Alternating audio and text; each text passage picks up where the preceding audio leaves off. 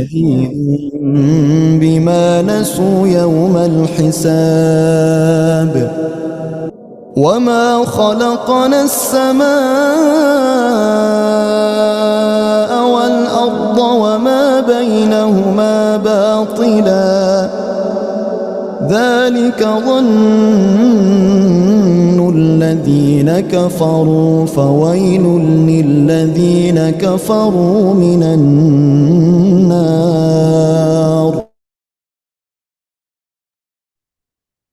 Assalamualaikum warahmatullahi wabarakatuh, Umahat. Gimana nih kabarnya para Umahat sekalian? Boleh dong jawab di kolom chat ya, biar aku tahu gimana keadaannya para Umahat. Nah, sebenarnya kita nih eh, sudah kedatangan narsumnya ya. Jadi narsumnya udah tadi sudah ready, udah nggak sabar untuk berbagi materi tentang gimana sih kalau kita tuh ngurusin anak-anak kita kalau lagi Ramadan gitu ya. Nah, boleh kita sambut ya. Selamat malam, Mistika. Malam Kak Sofi. Miss, gimana nih kabarnya, Miss? Sambil nunggu para umahat yang Alhamdulillah. lain. Alhamdulillah baik. Kesehariannya ngapain, Miss? Akhir-akhir ini. eh Akhir-akhir ini sih mungkin lagi sibuk ngajar kali ya. Karena lagi enjoy jadi guru baru ini kebetulan. Sama mungkin beberapa ada eh konseling dikit-dikit gitu. Kak Sofi sendiri gimana kabarnya? Eh, baik. Alhamdulillah Baiknya baik baik ya. banget, alhamdulillah semoga ya. Baiknya baik banget ya. Bisa dulu ya seperti itulah ya. Kehidupannya mahasiswa gimana sih? Yang lagi skripsian ya baik, berarti masih aman gitu ya Kak ya. Amin. Miss, miss, miss nih. Sama-sama miss ini berarti. Insya Allah. Kak, boleh kasih tahu dong dikit-dikit nanti kita bakalan bahas apa aja sih? Oke, jadi hari ini itu mungkin kita mau ngobrol, sharing-sharing sedikit ya, gimana caranya kita itu siap nih menghadapi puasa bareng teman-teman kecil, bareng anak-anak kecil kita gitu kan di rumah. Atau mungkin ada yang bingung tuh, kalau misalkan mau puasa tuh tipsnya biar anaknya suka rewel mungkin kali ya. Nah, kalau misalkan suka rewel tuh harus ngapain sih? Aku harus gimana? Pendekatannya kayak gimana? Mau ngenalin puasa pertama sama anakku kayak gimana nih? Mungkin seputar itu sih untuk eh, materi di hari ini ya. Iya, iya. Bener banget ya, karena kalau di aku sendiri sih sebagai tante ya kan, belum punya anak ya, jadi sebagai tante, kadang itu juga bingung kalau misalkan nyuruh si bocil-bocil ini untuk puasa tuh kayak gimana ya, karena jujur saya belum punya ilmunya gitu ya, Miss. Jadi makanya ini sekalian ikut kelas parenting di sini, supaya nanti kalau udah punya anak, ya bisa tahu nih caranya gimana sih kalau misalkan kalau misalkan menghadapi anak yang rewel, nyuruhnya gimana sih yang benar, yang enak, supaya mereka juga nyaman gitu ya. Kang, ngobrol-ngobrol nih, Amin. eh, kakak ada nggak sih kayak keresahan atau mungkin yang sering kakak kasus-kasus anak-anak kecil yang sering kakak eh, temuin gitu di sekitar kakak? Kalau ngobrolin keresahan sih mungkin yang paling sering dan paling sehari-hari gitu ya, lebih ke tantrumnya anak itu gimana sih gitu kan? Karena kan kalau emosi biasa, kalau pundung biasa mungkin gampang ya kita bujuk. Tapi kalau udah kena tantrum tuh apa biasanya kan kita jadi kepancing emosinya. Jadi kayaknya lebih ke pekondisian kita dulu sih harus memang sabarnya harus benar-benar dikuatin dulu baru kita bisa nanganin anak. Karena kalau misalkan prinsip kuat-kuatan nih, nah kalau prinsip kuat-kuatan nih kalau sama sama anak memang kita kan nggak boleh marah tuh, tapi kita harus tegas. Kita harus tahu batasannya, nggak boleh terlalu melo, nggak boleh terlalu mengiyakan semuanya juga gitu kan. Nah, jadi ketika anak tantrum kita tuh siap. Oh, kita tahu polanya. Oh, ini lagi meltdown nih. Oh, ini lagi tantrum nih. Oh, ini lagi drama sedikit nih gitu. Jadi eh keresahannya sehari-hari sih mungkin eh, banyak juga dirasakan sama orang tua baru juga ya. Itu adalah menghadapi anak tantrum karena biasanya anak itu kebanyakan sekarang itu anak-anak pinter banget loh manipulasi orang tuanya gitu kan. Nah, jadi tuh banyak dari kita itu tuh nggak sadar sebenarnya anak itu tuh sedang merekam pola kita gitu. Jadi kebanyakan juga tuh anak-anak mereka akan berdrama sedikit ketika keinginannya akan dipenuhi terus menerus gitu kan. Jadi mereka akan tahu polanya. Oh, jika aku seperti ini, orang tua aku akan merespon seperti ini. Jika aku begini, kalau misalkan aku marah, nanti aku akan dituruti nih apa mauku. Nah, jadi mereka tuh sebenarnya melihat ritme dan juga pola kita sebenarnya. Jadi kalau menghadapi kerewelan-kerewelan ini memang perlu kita yang harus lebih kuat dulu sebelum anak sih, gitu. Iya, bener banget ya kak ya. Emang banyak juga gitu ya anak-anak kecil sekarang tuh memang mereka pinter gitu ya. Kita mengiranya dia bakalan melakukan hal A, tapi ternyata malah B yang kejadian di luar ekspektasi gitu ya. Jadi sebagai orang tua memang kita harus lebih lebih bisa aware dan selalu belajar gitu ya gimana caranya memahami anak kita sendiri. Apalagi kalau misalkan tadi masalahnya tantrum itu, waduh. Ya kalau di rumah sih nggak apa-apa ya. Kalau di tempat umum tuh gimana? Iya, benar banget. Jadi gitu ya Ummahat. Jadi kali ini kita akan mendengarkan materi dari Mistika tentang gimana sih caranya untuk mengatur anak-anak gitu ya. Gimana caranya supaya mereka itu nggak rewel. Nah, itu sebenarnya ada cara-caranya. Kalau misalkan kita mau marah, tegasnya tuh kayak gimana sih? Nah, nanti Mistika akan bagi caranya kepada umat sekalian. Nah, untuk itu eh, kita akan persilahkan Mistika untuk menyampaikan materinya. Oke. Silahkan Mistika. Baik, terima kasih Kak Sofi atas kesempatannya. Izin share screen ya, Umahat ya.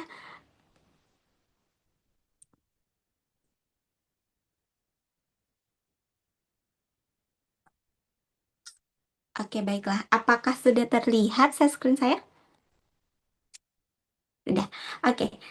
Izin memulai ya. Sebelumnya, Assalamualaikum warahmatullahi wabarakatuh. Selamat malam, umat semuanya. Semoga kita dalam keadaan sehat semuanya. Amin. Nah, jadi hari ini mungkin kita akan ngobrol-ngobrol sedikit ya, sharing sedikit tentang gimana sih cara mengenalkan dan mengajarkan puasa pada anak gitu ya, dengan pendekatan emosi dan pola komunikasi yang benar. Dan kita bisa mengajarkan karakter apa saja nih yang mau kita berikan gitu. Karena kan bentar lagi kebetulan bulan puasa. Jadi kita itu perlu ada momen penting gitu kan. Kan ada momen penting itu juga bisa sekaligus untuk mendekatkan diri kita dengan anak kita gitu. Oke, Bismillahirrahmanirrahim. Jadi kita mungkin mulai dari langsung ke materi yang pertama. Kenapa ya anak itu lebih mudah marah? Kenapa anak itu lebih mudah rewel? Dan juga kenapa lebih mudah sensitif gitu ya saat puasa? Karena ada beberapa faktor. Nah, apa saja faktornya itu? Yang pertama ada faktor fisik dan yang kedua ada faktor psikologis. Jadi anak itu eh sehari-hari biasanya kan mungkin dia ritme emosinya lebih biasa gitu kan. Tapi ketika puasa kenapa ya kok lebih rewel? Kenapa kok lebih sensitif gitu ya? Dikit-dikit ngambek, dikit-dikit nggak benar, dikit-dikit ada yang salah gitu. Apa ya yang salah gitu? Nah, ternyata eh, ketika anak puasa itu ada hal-hal yang berubah dalam tubuhnya.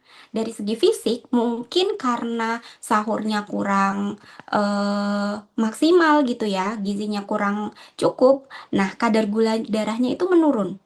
Nah, sehingga ketika kadar gula darah menurun itu otomatis juga mempengaruhi mood dan perasaannya si anak itu.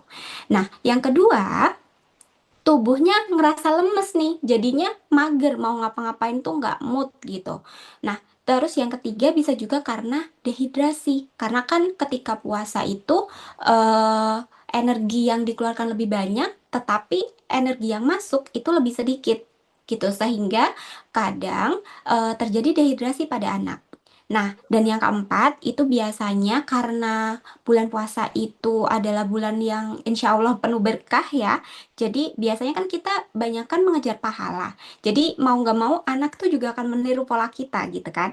Sehingga ada beberapa kebiasaan yang mungkin sedikit berubah sehingga pola tidurnya itu juga berubah. Nah, dampaknya apa nih dari faktor-faktor tadi itu? Dari kadar gula yang menurun, dari kurangnya cairan dan sebagainya itu, anak itu jadi lebih mudah lelah, kemudian sulit fokus, dan juga jadi cepat tersinggung. Nah, kenapa bisa seperti itu? Karena kebetulan nih, parents, kalau misalkan anak-anak itu emosi atau rewel gitu ya, dia itu yang terbentuk pertama adalah eh, jadi anak itu merekam gitu. Emosi itu nggak bisa muncul tiba-tiba. Dia itu terbentuk melalui proses di otak karena adanya sebuah pengalaman dan juga lingkungan yang secara tiba-tiba itu tadi. Jadi sederhananya nih, ketika ada peristiwa, itu langsung masuk ke otak, ke pikiran kita, lalu akan memunculkan reaksi tubuh. Ketika reaksi tubuh itu tidak nyaman, barulah akan muncul perilaku-perilaku yang rewel, kemudian sensitif, kemudian mudah marah, dan sebagainya itu tadi. Nah, kalau dari faktor psikologis, itu biasanya anak-anak itu belum terbiasa menahan lapar sama haus karena memang sebelumnya belum pernah disonding atau mungkin sebelumnya belum pernah apa namanya dikenalkan sama yang namanya puasa gitu ya. Terus yang kedua, mungkin kita belum sepenuhnya nih mengajarkan kemampuan regulasi emosi sehingga kemampuan regulasi emosinya anak ini belum matang. Jadi dia belum bisa berpikir sempurna. Oh, ini aku harus merespon apa ya kalau lagi lapar? Oh, aku harus merespon apa ya kalau aku lelah? Oh, apa yang harus kulakukan ya ketika aku sedang pingin minum misalnya gitu. Atau bisa juga mungkin ada beberapa dari parents itu menemukan anak-anak dengan berkebutuhan khusus gitu ya. Memang biasanya anak-anak yang sedikit dengan high functioning ini itu akan lebih sensitif tuh terhadap perubahan-perubahan rutinitas yang lumayan mendadak atau yang lumayan tiba-tiba. Nah, terus yang keempat, ekspektasi lingkungannya itu terlalu tinggi. Bisa jadi karena, oh, kok orang-orang nggak mengerti aku ya, aku ini lapar. Oh, orang-orang kok nggak ngerti aku ya, aku ini haus gitu. Jadi karena dari dorongan fisik tadi mempengaruhi pikirannya dia gitu. Inginnya maunya dimengerti apa maunya, tapi dia belum sepenuhnya bisa mengutarakan apa yang dia rasa gitu. Anak itu belum sepenuhnya tuh memahami makna puasa. Yang ia rasakan cuma nggak nyaman. Yang ia rasakan itu cuma, ah ini nggak enak, oh ini nggak nggak oke nih buat aku gitu. Jadi dia hanya merasa tapi tidak bisa menyampaikan. Itulah yang menyebabkan anak-anak lebih mudah marah, lebih mudah rewel, dan juga lebih mudah sensitif gitu ketika puasa. Nah, dari sinilah kita perlu memahami pentingnya eh, kedekatan kita terhadap anak gitu.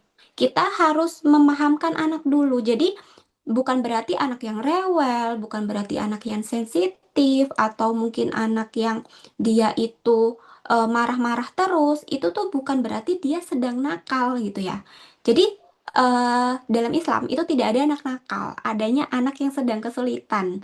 Mereka itu sedang kesulitan, mereka sedang butuh belajar. Kesulitannya apa? Ya mungkin menyampaikan emosinya, menyampaikan perasaannya. Itu bagi anak-anak lumayan sulit. Kenapa? Karena balik lagi ke proses emosi tadi. Jadi pada anak-anak itu bagian otak depannya atau prefrontal cortexnya itu biasanya lebih mudah berkembang. Belum bisa sempurna gitu ya. Jadi otak bagian depan yang mengatur logika, yang mengatur kontrol diri, yang mengatur emosi itu belum berkembang sempurna gitu. Sehingga emosinya itu cenderung lebih duluan atau lebih dominan dulu nih dibandingkan logikanya gitu.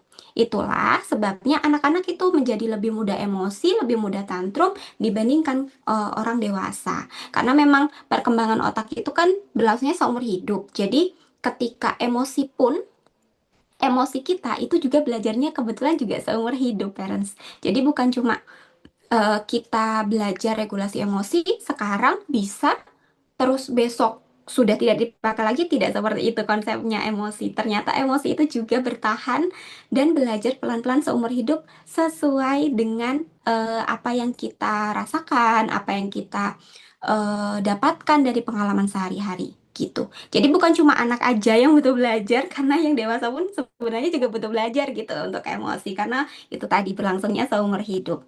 Nah, yang perlu dipahamin orang tua, kita perlu juga memahamkan kepada anak gitu. Nah, memahamkan apa? Memahamkan bahwa puasa itu adalah latihan kesabaran gitu. Puasa itu adalah ujian keimanan kita. Nah, terus yang harus kita siapkan apa? Adalah membantu dia untuk meregulasi emosinya. Karena apa? Karena regulasi emosi itu adalah proses dari belajar, bagian dari ikhtiar kita untuk mendekatkan diri kepadanya. Karena kata Rasulullah, semakin kita belajar menahan sabar, insya Allah pahalanya surga gitu kan. Nah, oke. Tantangan apa sih yang biasanya muncul gitu ya ketika anak itu mulai belajar puasa? Kita sebagai orang tua itu biasanya apa sih yang muncul gitu? Ketika anak mengalami rewel, mengalami sensitif, atau ngamuk-ngamuk tidak jelas, kadang kita terpancing emosi. Sehingga kita biasanya akan lebih cepat tersinggung juga nih. Kalau misalkan regulasi emosi kita itu belum terlalu baik gitu. Nah, eh maaf, kita akan lebih cepat tersinggung. Lalu ketika kita menghadapi anak, kita juga lebih mudah emosi tuh. Kamu tuh ya, Dek, eh sudah sudah ibu kasih ini kok masih aja rewel, kok masih aja nggak benar gitu. Nah, bukannya anak reda emosinya makin nambah tuh emosinya gitu kan.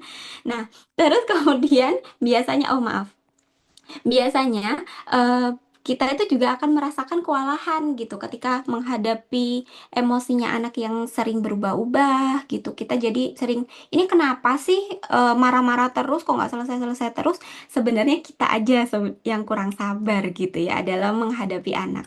Nah, lalu kemudian eh, tantangan lainnya itu adalah ketika kita ini. Kalau misalnya anak marah, itu kita biasanya juga akan balik marah, akan balik ngomel-ngomel. Bahkan kadang kita nggak sengaja tuh eh kepleset ngomong yang nggak baik gitu, atau bahkan kita juga sering marahin suami gitu kan. Jadinya bukannya makin terkendali, justru makin berantakan gitu. Sebenarnya itu adalah hal wajar gitu ya, tidak apa-apa, tetapi memang perlu dikendalikan, perlu kita manage gitu. Orang tua juga manusia, butuh jeda, butuh empati gitu ya. Kita memang tidak selamanya tuh jadi orang tua yang sempurna gitu kan. Kita mungkin kadang keceplosan, kadang eh, kita juga tidak tahan gitu kan. Itu sangat wajar, tetapi kita juga perlu manage nih gitu. Apa yang ada di dalam diri kita itu juga perlu kita perhatikan. Jadi bukan hanya anak aja yang belajar emosi, orang tua, kita semua itu juga perlu belajar emosi. Karena emosi itu bukan cuma di teori, karena dia itu butuh praktik juga gitu kan.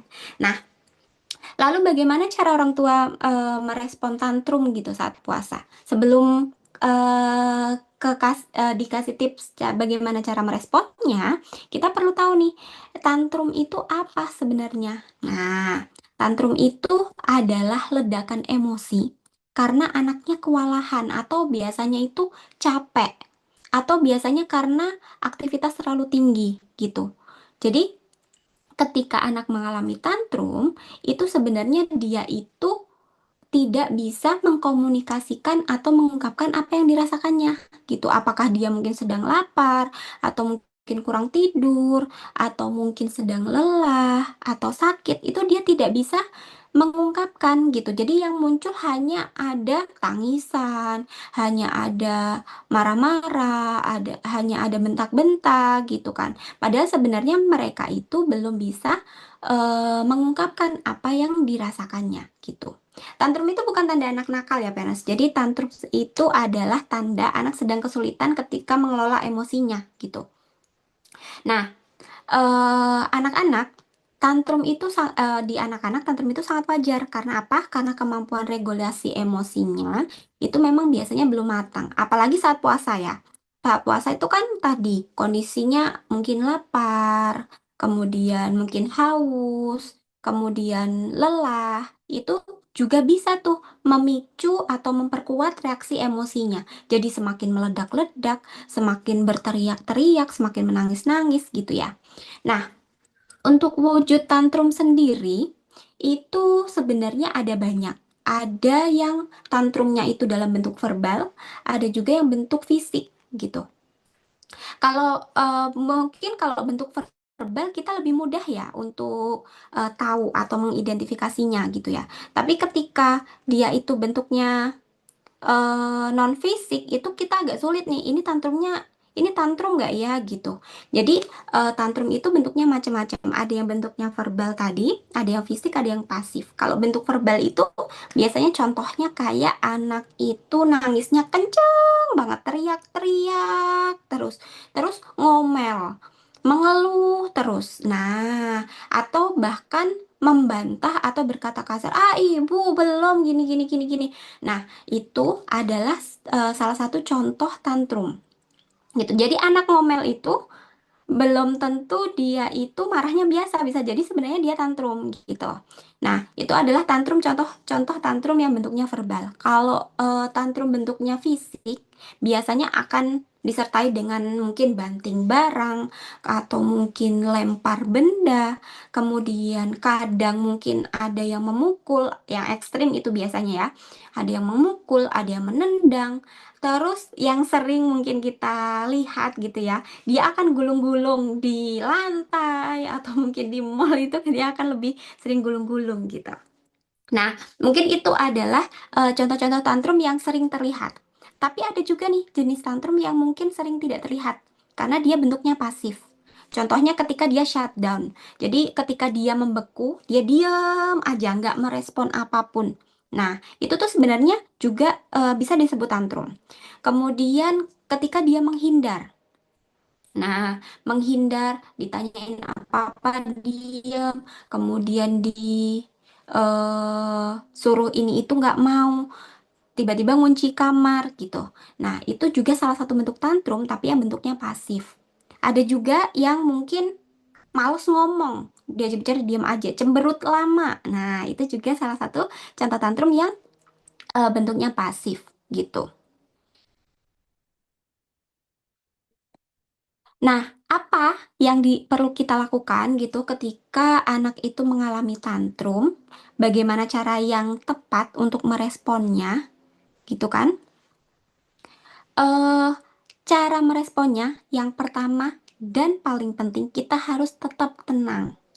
Kalau perlu, sebelum menghadapi anak kita doa dulu ya Allah, tolong mudahkan hamba untuk menghadapi anak ini gitu ya. Jadi kita mungkin harus tenang dulu, bisa dengan doa dulu atau minum dulu gitu ya. Nah, terus kemudian kita perlu menurunkan posisi tubuh kita agar sejajar dengan anak gitu. Jadi ketika ketika anak itu sedang marah gitu, mungkin kita ajak sambil duduk bareng atau mungkin ketika anak itu nggak mau duduk, dia maunya berdiri, kita sejajarkan tubuh kita. Kenapa? Karena ketika ketika kita itu terjadi kontak mata dengan anak, ketika kita connection dengan anak, dia akan lebih mudah memahami, oh maksudnya bunda tuh kayak gini ya, oh maksudnya mama tuh kayak gini ya, gitu. Mungkin dia tidak selalu langsung merespon itu, tapi dia akan berkala, gitu. Yang ketiga, kita perlu juga nih menggunakan suara yang lembut, gitu. Jadi kalau anaknya mungkin ada jawab, ah ibu juga gini gini gini gini, kita tetap tenang, suaranya pastikan lembut, dan yang terakhir itu pastikan untuk memvalidasi perasaan anak, gitu. Mungkin contoh kalimatnya seperti ini. Ibu tahu kamu capek, kamu lapar ya, kamu belajar puasa. Puasa itu memang nggak mudah, nak. Jadi berikan penjelasan yang rasional, yang masuk akal, tapi gunakan suara yang tetap tenang, gitu. Pastikan kita itu tidak membentak. Karena apa? Semakin kita pakai nada tinggi, anak juga akan semakin shutdown. Jadi makin tidak menurut dengan perintah kita, gitu. Emosi aja sudah melelahkan untuk mereka, apalagi harus mencerna teriakan-teriakan kita, gitu. Nah, yang kedua, kita tidak perlu tuh membandingkan anak kita dengan anak lain. Kadang kita sering keceplosan ya, ketika ketika kita marah kita banding-bandingin, oh kamu tuh nggak kayak anak tetangga misalnya gitu. Kamu tuh nggak seperti kakak, kamu nggak seperti adik, bla bla bla dan sebagainya. Nah, ketika kita akan sering membandingkan, justru bukannya anak itu menjadi nurut atau menjadi paham sama apa yang kita sampaikan, anak itu justru malah makin menghindar. Makin nanti dia akan lebih menutup diri, mereka tidak mau cerita lagi, atau bahkan mungkin mereka tidak akan membuka pintu komunikasi dengan kita gitu. Nah, itu akan lebih berbahaya lagi karena kita nggak akan tahu tuh sejatinya anak ini ke depannya seperti apa gitu ya. Terus kita juga tidak perlu untuk mengancam batal puasa. Nggak usah ya batal ya. Nanti kamu kalau marah-marah puasanya batal ya. Sebenarnya itu adalah satu bentuk ancaman dan kebetulan anak-anak sekarang itu semakin diancam dia semakin berani. Jadi kayaknya memang tidak efektif sama sekali ya parents kalau misalkan mau ngasih ancaman kepada anak-anak karena bukannya bukannya dia nurut malah dia akan mengikuti gitu. Nah, kemudian, kita tuh juga nggak perlu untuk memberi label anak nakal kepada anak kita gitu, karena eh ucapan itu kan doa ya. Jadi semakin kita sering membrainstorming, oh kamu tuh jangan nakal, kamu tuh ini, semakin apa ya, semakin sering diucapkan itu ya, semakin juga anak itu akan lebih memberontak gitu. Jadi ketika respon kita semakin keras, emosi anak itu akan makin meningkat gitu. Nah, emosi itu kembali lagi terbentuknya dari pengalaman-pengalaman yang sudah ada. Jadi ketika kita emosi, otomatis anak itu juga akan merekam gitu bagaimana cara orang tua meresponnya, bagaimana pengalamannya, apakah emosinya anak itu kita terima atau kita tolak gitu kan.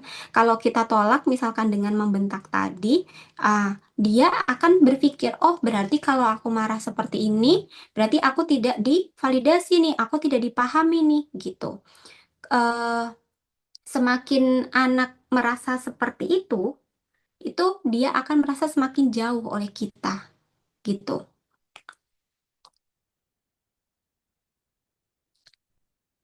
Nah, ini ada 3 teknik yang mungkin bisa kita terapkan ya ketika anak kita itu sedang mengalami tantrum. Nah, yang pertama kita itu perlu mengamankan posisinya gitu. Pastikan anak itu tidak melukai dirinya sendiri ataupun melukai orang lain. Jauhkan dari barang-barang yang mungkin berbahaya gitu ya, seperti eh, kaca, kemudian benda-benda tajam, itu sebaiknya dihindarkan. Pastikan kita itu mengamankan anak agar dia itu tidak melakukan hal-hal yang berbahaya. Nah, setelah dia merasa puas untuk mungkin berteriak-teriak, mungkin dia itu gulung-gulung ya, setelah dia puas, biasanya dia akan sedikit lebih lunak gitu. Nah, ketika mulai lunak, kita masuk tuh untuk mengafirmasi, kita memvalidasi perasaannya tadi gitu. eh Jangan ketika anak-anak marah justru diancam, kamu ibu tinggal ya, kamu ini ya di sini sendiri ya gitu. Kamu di sini gelap ya. Nah, semakin kita ancam seperti itu, biasanya mereka itu akan merespon yang berbeda. Karena dalam pikiran anak, semakin kita diancam, dia merasa, ah bunda nggak sayang aku gitu. Ah bunda nggak ngerti aku gitu. Semakin anak seperti itu, komunikasinya nanti ke depannya akan semakin buruk. Nah, ketika sudah mulai sedikit melunak, kita lakukan afirmasi, kita akui perasaannya, kita validasi. Oh, kamu tadi marah ya? Kamu tadi ngerasa nggak enak di sini ya? Gitu. Nah, mungkin bisa kita validasi, kita kasih tahu, ibu, ibu lihat kamu kesulitan ya, gitu. Ibu ngerasa yang sama kok, gitu. Ibu juga merasa sedih kamu seperti itu. Kita akui perasaannya, kemudian kita juga sampaikan perasaan kita. Gitu. Nah, setelah itu, biasanya anak akan sedikit melunak, lebih lunak lagi. Lalu kemudian kita perlu mengalihkan eh, hal tadi dari tantrumnya tadi dengan aktivitas-aktivitas yang mungkin bisa sedikit menghibur hatinya. Biasanya bisa kita ajak dengan menggambar atau mungkin bermain ringan gitu ya. Kemudian membaca cerita atau mungkin dengan zikir-zikir ringan gitu kan. Karena mengajarkan anak mengelola emosi itu bukan dengan memarahi gitu, tapi dengan kasih contoh dan kita perlu melatih bahasa emosinya. Jadi kita bantu anak itu untuk mengafirmasi dan mengetahui perasaannya sendiri. Apa yang kalau aku marah aku harus apa? Kalau aku nangis aku harus bilang apa gitu. Nah, ini ada beberapa tips praktis juga bagaimana mengelola emosi anak dan juga orang tua gitu ya. Nah, kalau untuk anak sendiri mungkin bisa kita bantu dengan mengatur ulang jadwal tidurnya, mungkin bisa lebih awal. Jadi mungkin setelah sholat tarawih gitu ya Bunda. Nah, itu bisa kita setting, oh habis ini kita ini ya setelah murojaah misalnya ya, habis tadarus sebentar, terus kita kasih jadwal untuk tidur lebih awal gitu. Terus kemudian kita itu juga sebaiknya eh menyiapkan aktivitas-aktivitas ringan menjelang berbuka, jadi waktu ngabuburitnya itu tidak sia-sia. Biasanya kan setelah tidur siang itu anak-anak bingung kan mau aktivitas apa. Nah, kebetulan di Mini Baraka sudah ada ya aktivitas-aktivitasnya. Nanti Bunda bisa ini ya eh akses gitu ya. Kemudian kita juga perlu nih memberikan apresiasi, bisa berupa reward atau bisa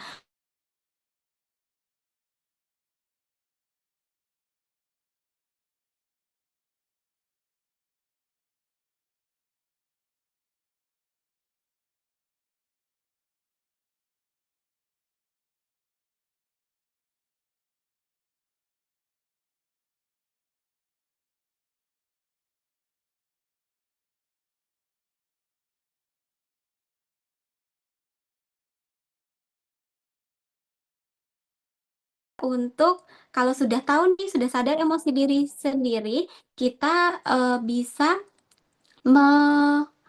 reliefkan emosi kita gitu. Mungkin oh aku biar biar nggak emosiku tidak mengganggu anakku atau nggak mengganggu suamiku atau nggak mengganggu orang lain, aku harus apa ya? Kita perlu sadar dan kita perlu paham tentang itu. Nah, kemudian kita juga perlu melakukan empati nih sama anak.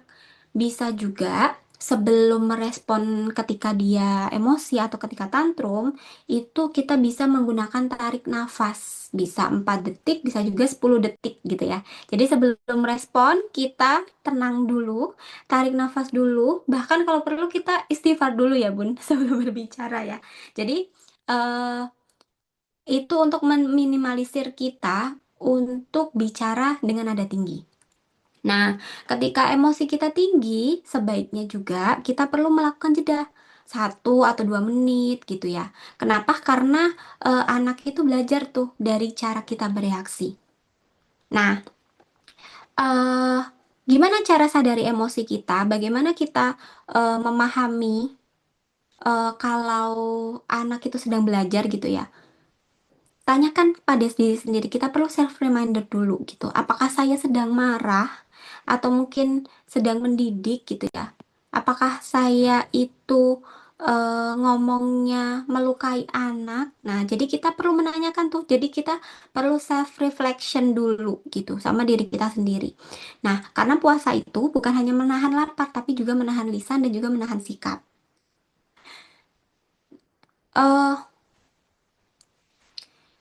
Membangun pola komunikasi positif ya. Nah, bagaimana nih cara kita membangun komunikasi positif saat puasa gitu. Nah, membangun komunikasi positif ini mungkin lebih ke cara kita berempati gitu ya sama anak. Jangan sampai kita itu hanya nyuruh-nyuruh aja tapi nggak memberi makna yang baik kepada anak. Connection before correction itu perlu, connection after correction itu juga perlu. Jadi ketika kita membangun hubungan dengan anak, itu kita perlu eh, koneksi dulu sebelum mengoreksi. Sebelum ngasih komplain ke anak, sebelum kita ngasih tahu, oh ini salah, ini benar, kita perlu adanya koneksi dulu. Nah, biasanya dalam membangun hubungan yang baik dengan anak, itu kita perlu gunakan bahasa yang lembut dan juga sederhana. Karena apa? Karena anak itu tidak bisa memahamkan kalimat yang terlalu panjang atau terlalu rumit gitu ya. Dia harus jelas, polanya juga harus tertata dan simpel. Misalnya gini, saya lihat kamu mulai kesal. Nah, Ibu ingin kita tetap saling bicara dengan baik, tidak perlu lempar-lempar, tidak perlu. eh jadi kita kasih tahu apa yang kita rasakan, kemudian apa yang dirasakan anak, kemudian apa yang kita rasakan, terus bagaimana cara baiknya, gitu ya. Atau mungkin saya rasa kamu tadi marah-marah ya, gitu. Boleh kita bicara dulu, biar ibu tahu apa yang kamu rasakan, gitu misalnya. Jadi kita perlu gunakan bahasa yang lembut dulu gitu. Alihkan perhatiannya bisa dengan itu tadi ya, membaca ringan, kemudian menggambar, kemudian bermain, dan juga kita jelaskan apa makna puasa itu. Jangan sampai juga kita memaksa, oh besok kamu harus puasa ya, kalau enggak dosa gitu misalnya. Nah, tidak seperti itu, karena kalau misalkan kita memaksakan anak, itu yang terjadi bukannya dia belajar, tapi dia akan menahan sesuatu untuk sesuatu yang lebih besar nantinya. Kadang ketika memberontak, anak itu akan mengeluarkan sesuatu yang di luar hal yang kita duga gitu kan. Nah, bagaimana membangun pola komunikasi yang positif itu bisa juga ada yang namanya waktu emas komunikasi ya. Jadi waktu terbaik untuk membangun kedekatan itu bisa ketika kita ngobrol saat bareng-bareng, misalnya setelah sahur gitu kan. Setelah sahur itu kan kadang tidak langsung tidur lagi anak-anak. Nah, biasanya kita kan akan sedikit ngobrol-ngobrol dulu. Mungkin kita nonton apa dulu gitu kan. Nah, bisa sambil disisipkan tuh ini komunikasi kita kepada anak tentang makna puasa. Atau mungkin menjelang berbuka waktu sedang menyiapkan takjil atau sedang masak bareng gitu ya. Karena itu biasanya komunikasi kita sama anak itu akan lebih baik. Nah, Gunakan momen-momen yang tadi itu untuk menguatkan anak tentang puasa, tentang cerita-cerita ringan, dan juga refleksi harian. Gitu. Nah, sebenarnya sebelum ini kan kebetulan ada seminggu lagi ya, bukan seminggu ya, beberapa hari lagi, insya Allah ya kita akan menghadapi puasa gitu ya. Nah, mungkin ada baiknya juga kita itu perlu ngobrolin rasa dan juga ide dulu nih. Gitu. Jadi sebelum ngomongin tentang puasa, jangan buru-buru ngobrolin tentang puasa, tapi ngobrolin tentang ide dulu gitu. Jangan ngobrolin tentang nanti harus puasa penuh ya, sebulan penuh ya, gitu. Malu tuh udah 7 tahun nggak puasa, misalnya kayak gitu. Lihat teman yang lain ya, yang lainnya udah puasa. Nah, berhenti membanding-bandingkan. Mungkin kita sounding dulu, karena kebetulan ini sebelum puasa kita mulai sounding nih. Eh, Kakak punya ide nggak? Sebentar lagi kita mau puasa loh. Ada ide nggak ya biar sahur nanti jadi seru gitu misalnya? Atau mungkin adek apa sih yang paling disenengin pas Ramadan gitu? Jadi kita refleksi harian atau cerita-cerita ringan dulu, ngobrolin rasa-rasanya tentang puasa dulu, atau ngobrolin tentang ide-ide dulu. Nanti kita kegiatannya mau ngapain ya? Mau sounding dulu gitu. Kita perlu fokusnya itu adalah bangun kedekatan dulu sama anak. Jadi biar kita tahu apa yang mereka rasakan dan apa yang mereka butuhkan gitu ya. Kira-kira apa ya eh, pandangan mereka tentang puasa? Nah, kita akan lebih tahu dengan mengobrolkan ide-ide atau rasa-rasa tadi. Nah, setelah kita ngobrolin ide-ide mungkin ya. Nah, kita bisa juga ngobrolin latihan sebelum puasa. Gitu. Jadi setelah kita tahu kebutuhannya anak apa yang mereka rasakan, kita perlu masuk ke teknik persiapannya. Persiapan fisik misalnya. Nah, untuk persiapan fisik ini biasanya saya pakai rumusnya TBA. Apa itu TBA? TBA itu tantang, bantu, dan apresiasi gitu. Misalnya ya kalau misalkan tantang gitu ya. Tantang kita kita ucapan gini, oke kita masih punya waktu seminggu lagi nih nak. Kira-kira siap nggak mulai tantangan ini gitu. Jadi kita kasih challenging gitu ke anak.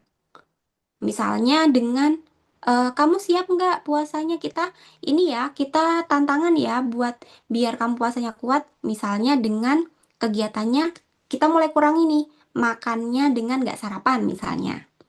Oh, kita mulai belajar puasa ya, hari ini mulai nggak sarapan ya misalnya. Atau bisa juga tantangannya bangun subuhnya harus tepat waktu ya nak gitu. Misalnya jam 4 harus kita bangunkan gitu untuk latihan sahur gitu. Nah, kemudian setelah kita tantang, kita bantu ya. Kita bantu tanyakan ke mereka, mau ibu bantu apa pas waktu adek lapar gitu. Kalau di sekolah baiknya gimana ya kalau pas lapar, kalau ada temen yang lagi makan kira-kira pas dia nggak puasa, kira-kira kita gimana ya nanti ya gitu. Jadi kita perlu bantu mereka apa yang dia butuhkan gitu. Atau kalau lagi pondok Ramadan, kira-kira mau dibekelin apa ya nanti ya untuk berbuka gitu ya. Jadi setelah kita tantang, kita bantu tuh anak. Nah, lalu setelah kita bantu, kita juga perlu beri yang namanya apresiasi. Jadi, setelah kita tentukan tantangannya, jangan lupa kita juga apresiasi. Wah, kamu mulai belajar ya. Wah, kamu hebat ya, gitu. Jadi, tipsnya ketika bangun komunikasi atau mengenalkan puasa kepada anak, kita perlu membiarkan anak itu untuk punya target sendiri. Dan perlu kita biarkan juga untuk memulai satu persatu. Tidak harus sekaligus, harus misalnya belajar puasanya harus sampai maghrib ya, tidak. Jadi biar anak itu punya belajar sense of tanggung jawabnya gitu ya. Jadi biar dia tahu, oh aku kalau puasa nanti sampai zuhur kuat nggak ya? Nah, biar dia itu akan berpikir sendiri gitu. Nah, eh kalau sudah tadi eh ngobrolin latihan sebelum puasa, kita mulai ngobrolin tentang latihannya.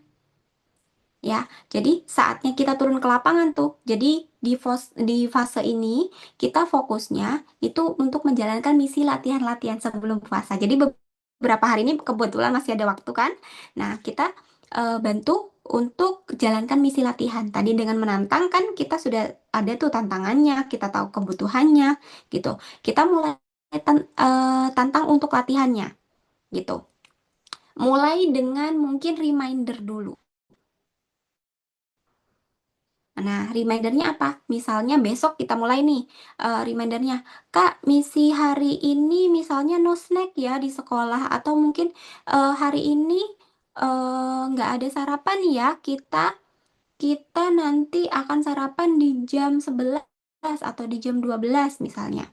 Kakak siap nggak ambil misi hari ini? Gitu, misalnya. Jadi kita kita latihannya pelan-pelan dulu, gitu. Jadi tidak bisa langsung serta-merta nyuruh anak untuk puasa full gitu ya, tapi kita perlu kenalkan dulu. Oh, lapar itu seperti ini. Oh, puasa itu seperti ini, gitu. Jadi kita mulai latihannya itu dengan reminder-reminder kecil seperti itu. Kita kasih tantangan-tantangan kecil. Nah, tadi misalnya kan dikasih tahu tentang misinya hari ini kita no snack atau misalkan no breakfast gitu ya. Nah, setelah itu kita bantu biar kakak kuat, ibu bantu ini ya, bantu siapkan makan siang yang spesial ya, yang kakak suka ya misalnya gitu. Nah, jadi kita kasih challenge, tapi kita kasih solusinya gitu. Terus ketika misi itu sudah selesai, jangan lupa mungkin di makan malam atau mungkin di setelah sholat berjamaah bareng gitu ya. Kita evaluasi. Gimana ya tadi misinya Kak? Seru nggak ya gitu? Jam berapa otot sabarnya kerasa capek gitu? Kira-kira di jam berapa nih sudah kerasa capek ototnya gitu? Otot sabarnya maksudnya ya. Besok kita mau coba lagi nggak? Atau ada yang perlu ibu ubah nggak? Misalnya gitu. Jadi dengan latihan-latihan ini, insya Allah anak itu akan lebih mudah paham tuh tentang makna puasa, tentang makna lapar, tentang makna haus gitu. Jadi usahakan di hari pertama itu misi anak berhasil dulu gitu. Biar apa? Biar anak itu semakin pede dan siap untuk mengikuti tantangan selanjutnya gitu. Nah, setelah setelah misi pertama selesai, kita ngobrolin tuh tentang misi menang.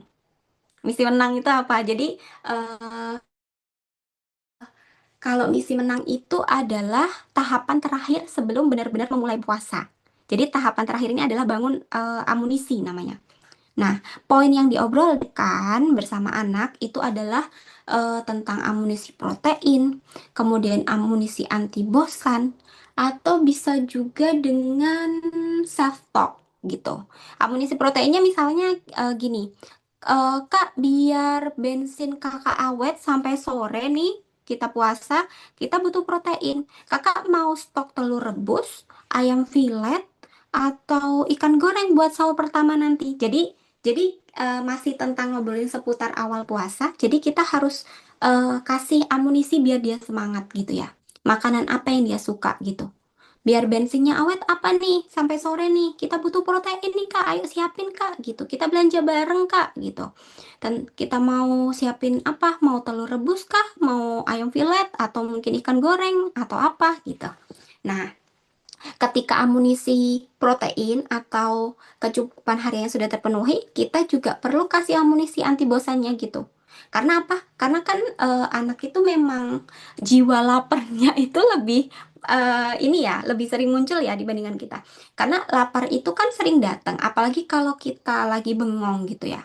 Nah, jadi tipsnya ketika biar eh, misi menang puasanya itu makin terlihat gitu. Kita bangun amunisi anti bosan ini dengan ajak anak untuk membuat daftar aktivitas-aktivitas yang bisa dilakukan selama puasa nanti gitu. Atau eh, bisa juga siapin buku-buku yang cuma boleh dibuka pas waktu jam-jam kritis. Mungkin di jam berapa ya? Jam 10 pagi atau jam 3 sore.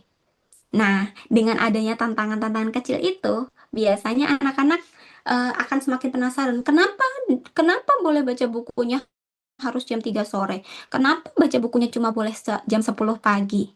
Dia akan semakin terchallenge gitu. Dia akan semakin penasaran. Kenapa ya? Kenapa harus ada lapar? Kenapa harus ada kenapa kalau ini harus tidur siang gitu. Nah, baru setelah itu kita juga perlu self talk. Ketika anak itu mulai merasa cranky atau merasa dirinya, Bu aku lapar gitu. Nah, kita bisa respon ketika misalnya dengan kalau perutnya ade atau perutnya kakak mulai teriak-teriak, kita bilang, sabar ya perut ya, kita lagi latihan nih jadi orang kuat. Kita mau menang nih di jalannya Allah gitu. Jadi kita kasih kalimat-kalimat penyemangat buat anak-anak kita gitu ya. Jadi bisa juga dengan kalimat lain misalnya sabar ya perut ya nanti kita makan enak gitu. Jadi jangan eh, jangan melulu untuk mengkritik gitu ya atau memberi ceramah panjang saat anak lelah atau bahas kesalahan-kesalahan anak tapi perlu kita alihkan dengan bahasa-bahasa yang lebih positif lagi gitu. Jangan lupa hasil diskusi tadi dengan anak tadi, jadi kita perlu diskusi ya. Itu dicatat biar tidak cuma anak aja yang merasa tanggung jawab, kita pun juga merasa bertanggung jawab. Oh iya, kemarin kita habis ngobrolin ini sama sama adek gitu. Jadi kita juga sama-sama untuk berkomitmen bareng gitu ya. Nah, eh kalau Ramadan itu memang kan komunikasi kita juga seringnya lebih cepat tersulut emosinya karena mungkin karena lapar tadi ya. Yang dibutuhkan anak itu adalah koneksi ya, parents ya. Jadi bukan tentang banyaknya aturan tapi butuh koneksi gitu. Jadi di Ramadan kali ini semoga kita bisa mengubah mindset kita. Jadi nyuruh-nyuruhnya itu dihilangin dan dengan dibanyakin ngobrolnya dulu gitu. Jadi banyakin ngobrolnya daripada nyuruh-nyuruhnya gitu. Jadi biarkan mereka punya targetnya sendiri gitu. Karena ibu yang banyak ngobrolnya itu biasanya akan lebih didengar oleh anak gitu. Hatinya itu hanya bisa disentuh dengan hati, tidak bisa disentuh dengan mulut. Jadi hati itu bisa disentuh dengan hati. Nah, biasanya kita itu juga akan ngobrolin banyak hal.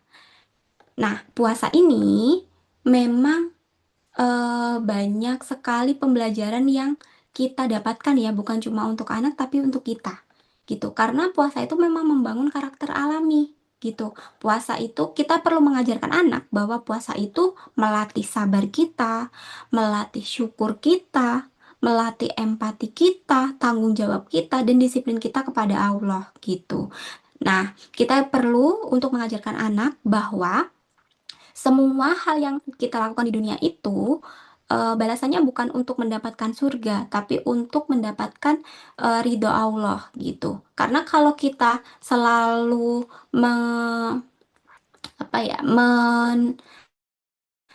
membranding kalau kita itu nanti melakukan ini harus akan dapat surga, dapat pahala, selalu selalu dikaitkan dengan hadiah, nanti anak juga akan berpikir hal yang sama gitu. Pastikan kita itu melakukan apapun itu untuk mendapatkan ridho Allah gitu. Nah, teladan penting nih bagi orang tua nih, kalau kita berbicara memang perlu hati-hati karena anak itu belajar dari cara orang tua berbicara gitu. Bagaimana cara orang tua menghadapi masalah, anak juga akan belajar. Cara orang tua menahan amarah itu juga anak akan belajar. Jadi anak itu melihat dan juga merasakan dari apa yang kita lakukan dan dia akan mempraktikkan hal yang sama. Makanya kenapa kok eh pepatah bilang anak itu adalah cerminan kita. Anak itu adalah mininya kita karena memang mereka itu belajarnya itu dari yang terdekat dulu gitu. Nah, hadis bilang itu orang kuat itu bukanlah orang yang pandai bergulat, tapi orang yang mampu menahan amarahnya gitu. Nah, untuk praktik kebiasaan harian ini mungkin sedikit ya. Jadi memang ini harus dilakukan dan harus konsisten gitu ya. Karena karakter itu terbentuknya bukan dari ceramah, tetapi dari kebiasaan-kebiasaan yang konsisten yang setiap hari kita lakukan gitu. Misalkan bagaimana cara membangun karakter yang baik itu bisa dengan mengucapkan terima kasih. Kita praktikkan gitu ketika mungkin kita bersedekah atau kita minta tolong kepada orang lain, selalu ucapkan terima kasih. Nanti anak akan meniru. Kemudian membiasakan untuk doa bersama, misalkan sebelum makan atau mungkin sebelum tidur atau mungkin saat ke kamar mandi atau sedang memakai baju dan sebagainya. Nah, terus kita juga jangan lupa, ini sangat penting nih, untuk saling memaafkan sebelum tidur. Jadi bukan cuma anak yang belajar, tapi kita juga perlu belajar. Jadi sebelum tidur, sebaiknya kita juga perlu saling maaf-memaafkan. Biar anak itu juga belajar. Oh, mungkin ibu tadi memang tidak sengaja memarahi aku, gitu misalnya. Nah, terus biasakan juga untuk memberi contoh yang baik, misalnya memberi sedekah kecil atau memberi eh kalimat-kalimat yang baik kepada anak. Nah, untuk refleksi kepada keluarga, itu kita perlu nanyakan kepada anak gitu. Misalnya hari ini kan kebetulan belum puasa ya, jadi kita perlu latihan-latihan dulu. Dari yang kita dapatkan tadi, contoh-contoh yang sudah saya contohkan tadi, mungkin bisa juga kita tanyakan nih kepada anak, kira-kira hari ini tantangannya yang sulit apa? Apa yang bikin kamu bangga sama diri kamu hari ini gitu misalnya.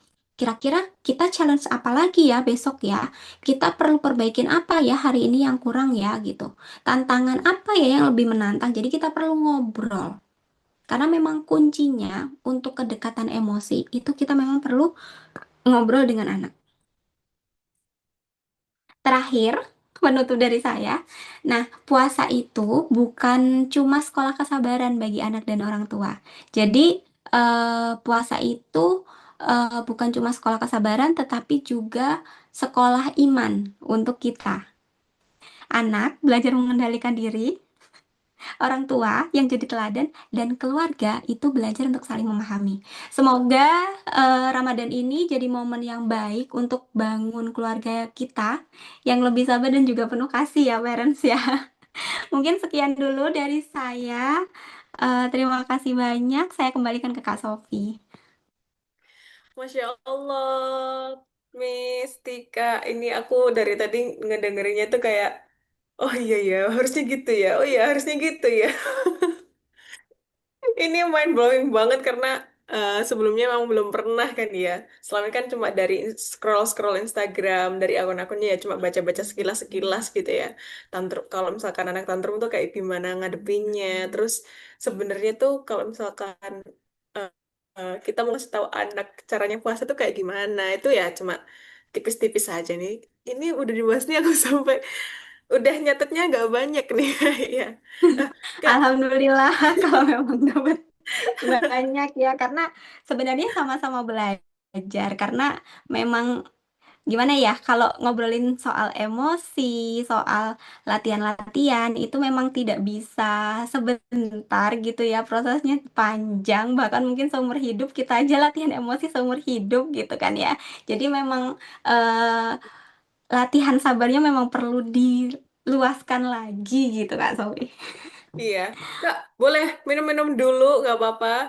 Jadi Oh aku iya. akan sampaikan resumnya untuk umahat sekalian. Jadi tadi udah dibahas ya sebenarnya para umahat kalau misalkan tantrum itu ledakan emosi gitu. Nah, tapi sebenarnya tuh kita tuh ya itu terjadi karena anak itu belum mengerti gitu, belum mengerti apa yang dia rasakan gitu. Jadi karena mereka itu nggak bisa mengungkapkan, akhirnya mereka melakukan apapun yang mereka bisa, salah satunya adalah menangis gitu. Nah, kalau misalkan umahat sekalian itu capek gitu, udah katakanlah udah capek menghadapi anaknya nangis terus dari pagi dan lain sebagainya, terus malah ngancam untuk misalkan nih posisinya anaknya ini nangis, udah lapar dan lain sebagainya, tapi mereka nggak bisa ngungkapin dan eh, dia bilang kayak udah ya aku mau makan gitu, terus kitanya malah ngancam kayak loh berarti nanti puasanya batal loh ya gini-gini, itu nggak boleh ya umat sekalian, karena ya itu malah eh, bikin mereka apa ya, belajar kalau misalnya oh kayak gini ya, oh kayak aku harus kayak gini, wah nanti aku berarti harus kayak gini nih, nggak mempan, malah mereka tuh malah cari ide yang lain gitu ya. Lalu kalau misalkan dari em, apa yang dikatakan sama Mistika tadi, orang tua itu juga harus self reminder gitu ya, jadi tetap harus koreksi diri. Seben- Sebenarnya tadi yang udah aku sampaikan itu eh, sudah bener nggak ya aku sampaikan ke anakku gitu. Apa yang aku lakukan tadi udah bener nggak ya buat anak-anak.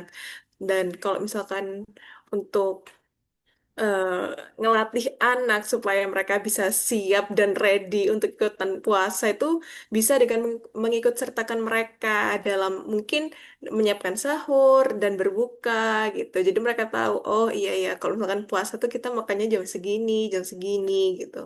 Tadi juga sempat ada strategi yang jitu ya dari Mistika TBA ya. Tantangan, bantu dan apresiasi gitu. Jadi karena anak-anak ini kan masih apa ya, jiwa-jiwanya masih seru-seruan nih gitu ya. Jadi kalau dikasih tantangan mungkin itu akan lebih work di mereka, dan kalau misalkan tugas kita ya membantu supaya gimana caranya mereka bisa mencapai tantangan kita itu. Kemudian kita juga nggak lupa turut apresiasi gitu ya. Mereka udah mau menjawab tantangan dari kita, terus udah berusaha untuk memenuhi gitu ya tantangannya, perlu diapresiasi supaya mereka juga merasa bahwa oh iya ya ternyata kalau misalkan aku melakukan tantangan ini tuh aku bisa dapat gini gitu. Udah minum ketika Sudah. Alhamdulillah ya. Jadi tadi juga aku sempat nulis tentang kebiasaan ya. Jadi sebenarnya yang worst itu bukan ceramahnya, tapi karena kebiasaan yang dilakukan secara konsisten oleh para orang tua. Segala sesuatu yang positif kayak berterima kasih, doa bersama, terus memaafkan sebelum tidur ya, itu memang itu baru saya belajar dari tahun kemarin tuh Kak. Lalu kayak sedekah kecil setiap hari gitu. Karena eh, tadi sempat dimention juga kalau apapun yang dilakukan itu sebenarnya hanya untuk mendapatkan ridhonya Allah Subhanahu wa taala gitu ya, Miss ya. Nah, Betul. eh, boleh kalau misalkan Bunda Umah sekalian kita akan buka sesi tanya jawab. Kalau misalkan umat sekalian masih ada yang bingung, mumpung masih ada konselornya di sini, jadi bisa tanya-tanya atau mungkin dari kasus-kasusnya para ponakannya nih ya, untuk para eh, peserta yang di sini belum married dan belum punya anak. Mungkin dari kasus-kasus ponakannya bisa disampaikan di sini supaya kita bisa jadi tante yang hebat gitu ya. Iya, onti-onti kece. Bener-bener.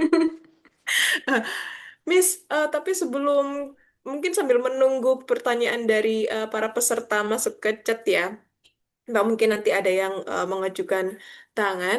Eh, aku sebenarnya kepo juga nih. Eh, Tadi kan kakak sempat bilang ya karena mereka ketika anak-anak tantrum mereka itu belum tahu, belum bisa mengenali emosi yang mereka rasakan gitu. Nah, sebenarnya cara cara ngasih tahu ke anak itu gimana sih? Kayak misalkan, oh, yang kamu alamin tuh marah, yang kamu alamin itu sedih gitu. Oh, kamu itu eh, kecewa atau kayak gimana? Itu gimana sih, Miss? Coba dong, spill dikit aja. Oke, mungkin sedikit ya. dari pengetahuan saya yang terbatas ini juga. Nah, jadi kalau kita itu mengajarkan emosi anak kan kita selalu bilang, oh validasi, validasi, validasi gitu kan. Sebenarnya validasi emosi itu seperti apa gitu kan? Apakah itu works gitu ya? Nah, jadi cara mengenalkan emosi itu berarti kan artinya kita itu membantu anak untuk mengenali apa yang dia rasakan. Apa sih yang dirasakan? Marah itu apa? Sedih itu apa? Senang itu apa? Gitu kan. Nah, biasanya kalau di rumah atau mungkin di sekolah gitu kan, kita dikasihnya flashcard nih. Oh, ini gambar marah nih. Oh, ini gambar sedih. Oh, ini gambar takut. Ini gambar kecewa. Tapi tidak dijabarkan. Ini tuh seperti apa gitu. Nah, ekspresi seperti seperti marah itu tuh rasanya seperti apa gitu ya. Nah, jadi kita perlu mengenalkan rasanya gitu. Ketika kita marah tuh rasanya di jantung tuh nggak enak seperti cekit-cekit gitu. Terus nafasnya jadi pendek. Terus kita itu jadi kita deskripsikan. Jadi misalkan kita marah, oh rasanya itu di dada tidak enak. Kemudian kita itu rasanya ingin hampir menangis. Terus jantungnya berdetaknya lebih kencang gitu. Nah, itu mungkin bisa kita deskripsikan ke anak. Karena bukan cuma, oh ini gambar marah nih seperti ini, kamu kalau marah seperti ini gitu. Jadi bukan hanya seperti itu, tapi kita perlu deskripsikan juga biar anaknya paham. Oh, berarti aku merasakan kalau misalkan jantungku sedikit sedikit berdetak, terus nafasku pendek-pendek, berarti aku sedang marah ya gitu. Atau mungkin kalau lagi senang, lagi happy gitu ya. Lagi happy itu apa yang dirasakan gitu. Nah, mungkin kalau happy itu jantungku rasanya lebih tenang, nafasku lebih enjoy, kemudian aku tuh banyak tersenyum gitu. Kemudian mulutku itu tidak berhenti untuk tertawa. Nah, jadi kita kasih tahu emosi-emosi itu sebenarnya bukan cuma hanya gambar, tetapi juga kita deskripsikan. Atau mungkin kalau lagi takut gitu. Kalau lagi takut, bagaimana ya perasaannya gitu. Oh, jantung kita bunyinya berdekupnya kencang sampai kita bisa dengar sendiri duk duk duk duk duk gitu. Atau mungkin eh, kita jadi sedikit melihat orang seperti panik. Panik itu apa ya? Panik itu ketika otak kita terasa tidak bisa berpikir. Kita jadi pendek pikirannya. Kita jadi inginnya teriak tapi tidak berani. Seperti itu. Mungkin cara mengajarkan emosi kurang lebih kita deskripsikan. Atau bisa juga dengan cerita gitu. Kita eh, ketika baca dongeng atau mungkin kita menonton cerita gitu ya, kita perlu tanyakan, kita ajak diskusi misalnya, menurutmu tokoh ini sedang merasakan apa ya? Kenapa dia marah ya? Apa ya yang sepertinya dia lakukan? Jadi selain untuk mengajarkan emosi, kita juga perlu mengajarkan empati. Jadi ketika temanmu marah, kamu harus apa? Ketika ibu marah, kamu harus seperti apa responnya gitu.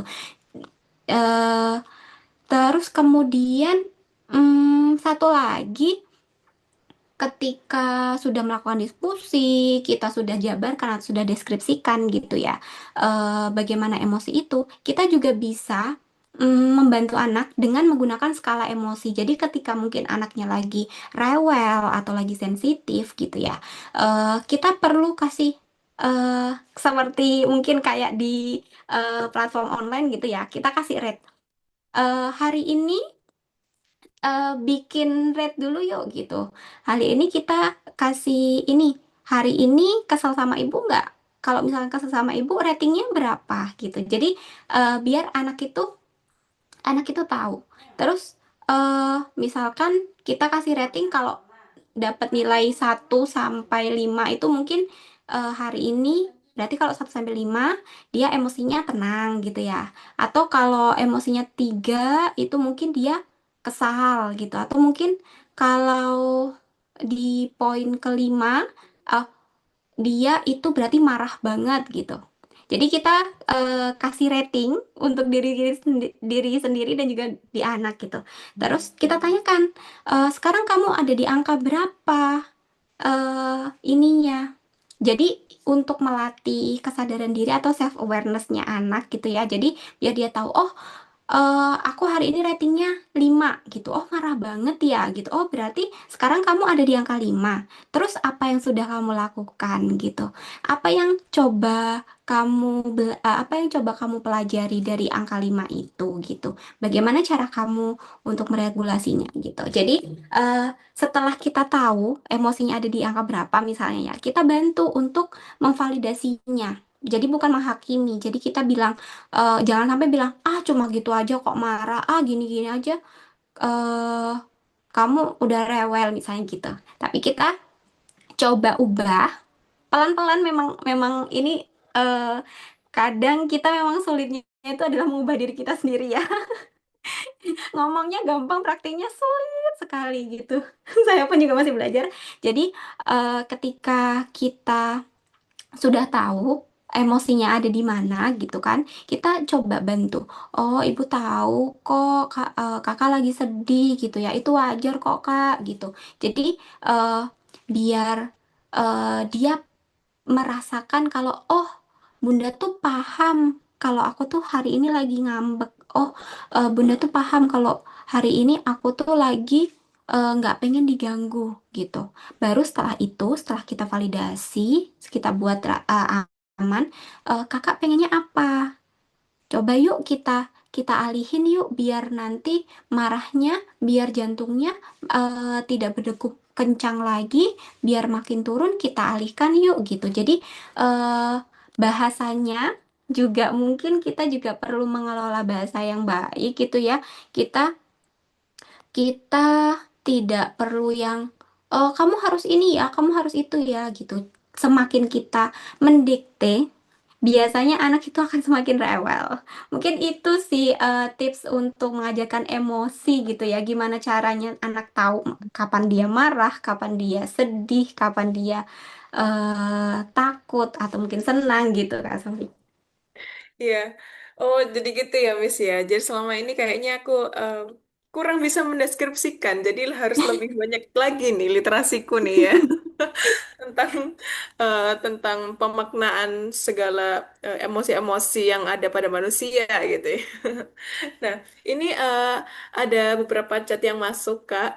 Jadi Ya. yang pertama ada apa indikator emosi yang tepat supaya anak bisa dikatakan siap untuk puasa? Oke, untuk indikator emosi yang tepat ketika anak belajar puasa itu, eh, indikator itu kan artinya tanda-tanda kapan kita bisa mengamati atau tahu gitu ya, apa yang sedang dirasakan orang gitu. Jadi emosi itu biasanya tidak hanya terlihat di wajah, tapi juga dari ekspresi wajah gitu. Bisa dari bahasa tubuh, bisa dari nada suaranya juga, atau mungkin dari respon fisiologisnya, kayak misalkan tiba-tiba dia menghindar gitu perilakunya. Nah, eh biasanya ketika ketika anak itu siap atau tidak siap saat puasa, itu biasanya kita tuh akan tahu dari cara dia berekspresi. Karena anak itu adalah ekspresif banget ya. Kebetulan anak itu makhluk yang sangat ekspresif gitu. Jadi, kita itu bisa mengenalinya dengan dari bahasa tubuhnya. Misalnya, Kak, besok kita latihan puasa ya gitu misalnya. Kita sounding dulu. Ketika dia sudah kita sounding tapi ternyata responnya kurang baik, berarti sebaiknya kita juga tidak memaksakan anak untuk harus berpuasa gitu. Nah, yang perlu kita lakukan itu adalah memberi pemahaman. Oh, Kak, puasa itu gini gini gini gitu. Jadi kita perlu memahamkan arti puasa dulu. Jadi biar anaknya paham maksudnya puasa itu untuk apa, kemudian kemudian tujuan puasa itu untuk apa itu. Jadi sebelum kita memaksakan anak itu puasa, sebelum kita memaksakan anak itu harus siap, kita terlebih dahulu itu ngasih pengertian bagaimana tentang puasa. Kemudian kita ngasih pemahaman puasa itu seperti apa. Nah, ketika anak itu paham, biasanya dia akan mulai belajar meniru dari orang tuanya gitu. Nah, kenapa ibu hari ini tidak makan? Kenapa ayah hari ini misalnya tidak minum teh? Biasanya pagi minum teh gitu. Nah, sembari sembari belajar itu kita jelaskan, oh hari ini ibu atau bunda lagi belajar puasa nak. Puasa itu kita dapat nanti eh ini belajar sabar gitu karena puasa itu ujian keimanan gitu. Jadi lebih kita sounding gitu ya, gimana caranya eh anak itu mengerti tentang pemahaman puasa terlebih dahulu sebelum kita memaksa anak untuk eh puasa. Seperti itu Kak Sofi. Siap, siap. Jadi gitu ya, kita bisa lihat dari ekspresinya ya. Betul. Kalau misalkan kita bilang, besok puasa ya, kita udah happy, tapi dia cuma, Iya, oh berarti dia kurang kurang mau gitu ya. iya. Kurang Oh iya, siap kayak mungkin ada tambahan lagi menarik gitu ya. Mm-mm. ini. Ketika kita kadang sebagai orang tua itu bisa menilai apakah anak itu bisa menunda keinginannya, misalkan menunda keinginan sesaat gitu ya, atau dia itu paham kata tunggu, karena kan memang puasa itu kan ada jadwal tunggunya. Jadi ketika kita kita paham, oh anak ini sudah bisa nih belajar untuk menunda keinginan sesaat. Nah, mungkin bisa kita kenalkan untuk puasa. Tapi ketika anak itu ternyata belum bisa untuk menunda keinginannya, jadi aku nggak maunya ini, maunya itu terus belum bisa mengikuti aturan gitu ya, belum bisa mengikuti aturan sederhana, mungkin tidak kita paksakan dulu gitu untuk berpuasa. Jadi memang prinsip pentingnya itu eh, dia harus bahagia dulu nih, dia harus paham dulu puasa itu ibadah gitu. Terus puasa itu ada sahurnya, ada berbukanya, ada aturannya, Nak.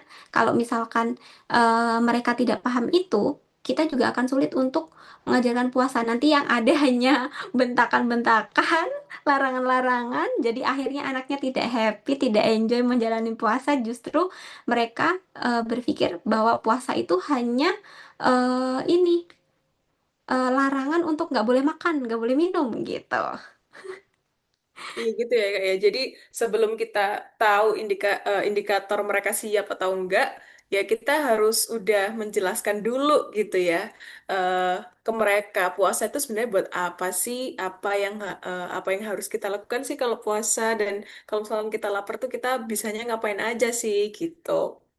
Nah, Betul. ini ada pertanyaan yang lain nih Kak. Jadi gini, saya memiliki anak autis yang secara kognitif paham perintah sederhana, namun memiliki kendala besar dalam kontrol impuls makan. Ia sering mengambil makanan orang lain meski sudah dilarang. Dan jika keinginannya tidak dituruti, ia mengalami tantrum hebat hingga menyakiti diri sendiri, seperti menggigit atau bahkan menggigit orang lain gitu. Bagaimana cara mengenalkan konsep menahan diri kepada anak yang cara berpikirnya sangat konkret agar ia paham mengapa ia tidak boleh makan. Apakah untuk anak dengan kondisi khusus seperti ini kita sebaiknya tetap mengejar target puasa secara durasi atau ada pendekatan pembentukan karakter sabar yang lebih diprioritaskan lewat media lain gitu. Jadi ini kasusnya anak ya yang berkebutuhan khusus gitu ya. Anak autis eh, mereka emang lebih sering tantrum gitu ya. Bahkan ini dia kalau diceritain sampai nyakitin dirinya sendiri itu kan eh, kita kan sebagai orang tua gitu mungkin nggak tega gitu ya. Nah kalau kayak gitu tuh kita masih bisa nggak sih mengejar kayak target oh anak ini bisa nggak ya belajar puasa gitu. Gimana Kak? Mungkin sebelum kita memahamkan arti puasa ke anak, kita juga harus paham dulu ya. Anak autis itu kan memang dia sensitivitasnya untuk memahami aturan, memahami rules itu memang sedikit berbeda dengan anak-anak pada umumnya gitu kan. Karena anak-anak dengan autisme itu biasanya memang kontrol impulsnya itu atau kontrol dirinya itu memang lebih lemah gitu. Kemudian dia juga punya sensitivitas terhadap lapar itu cenderung lebih tinggi. Jadi dia itu lebih memilih untuk karena itu tadi ya prefrontal cortexnya atau otak bagian depan itu biasanya dia itu tidak matang secara sempurna sehingga dia itu akan lebih memilih logika dulu dibandingkan kontrol dirinya gitu. Sehingga dia tidak paham tuh apa itu menunggu, apa itu lapar, apa itu menahan, apa itu kontrol, itu dia tidak akan paham. Dia taunya pola pikirnya cuma aku ingin sekarang nih gitu. Jadi ingin sekarangnya itulah yang lebih dominan gitu untuk anak-anak dengan hambatan khusus gitu.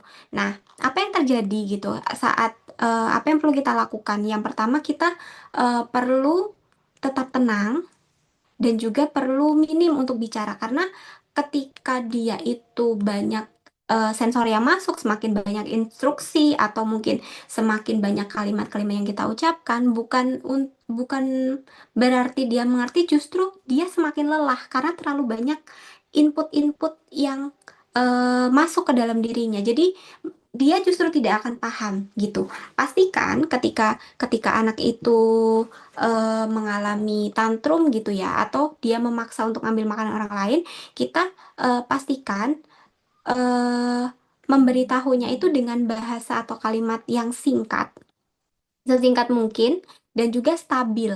Bahasanya itu sama gitu. Karena biasanya anak-anak autis itu memang sedikit rigid, jadi bahasanya itu misalkan berhenti atau duduk gitu, tarik nafas kan gitu.